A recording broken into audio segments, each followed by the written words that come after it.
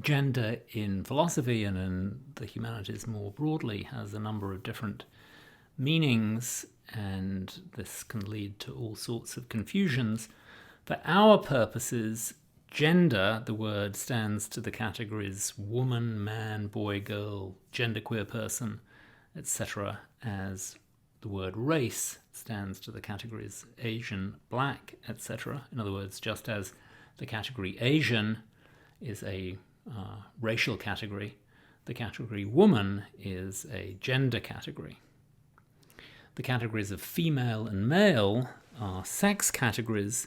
They are not genders in the pertinent sense.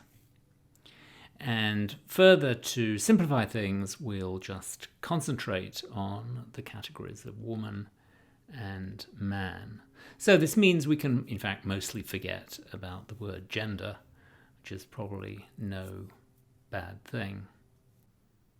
And just to go back to the MIT admissions form that we saw last time, that has a female and male as the first two genders on the list. These are not genders in the sense of the readings. And in fact, in the sense of the readings, the two main genders, namely woman and man, are missing from MIT's list. Still, keeping with these terminological preliminaries, Haslanger is using the words woman and man, but not the words female and male, as technical terms, in the sense that she's not supposing that her definitions of woman and man give the meaning of those words as ordinary speakers use them. So her project, unlike, say, Quaishon Spencer's, is not descriptive, as she says, although the analyses I offer will point to existing social kinds, and this is no accident. I am not prepared to defend the claim that these social kinds are what our race and gender talk is really about.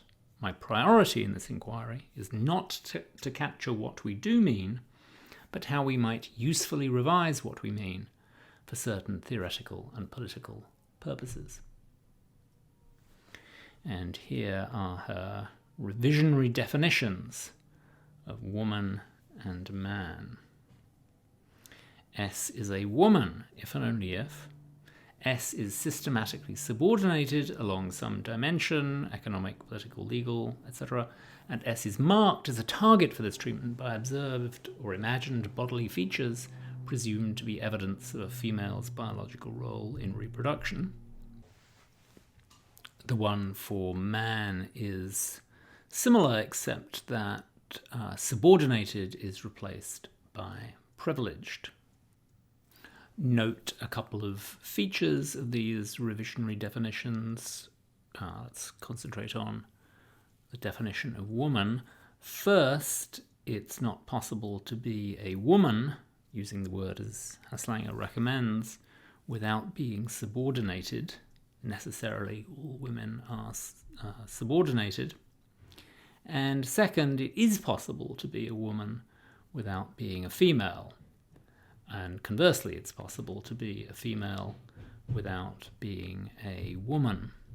It's possible to be a female or even a human female without being a woman, because it's possible to be a non-subordinated human female. And you can be a woman without being female because the only biological requirement is that you have observed or imagined bodily features presumed to be evidence of a female's biological role in reproduction. And you can certainly have imagined bodily features that are presumed to be evidence of this without actually having any such bodily features.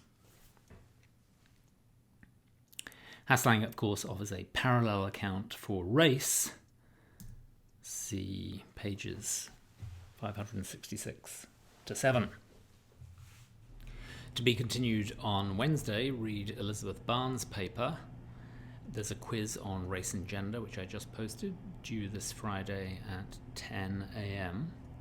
And I also posted the paper 4 topics, so it would be good to start thinking about those sooner rather than later. And yet more exciting material, I posted an interview with Sally Haslanger, which I hope you'll find helpful, and also an interview with Louise Antony, an encore interview. Professor Antony, like Professor Haslanger, is a specialist in, among other things, feminist philosophy. See you on Wednesday.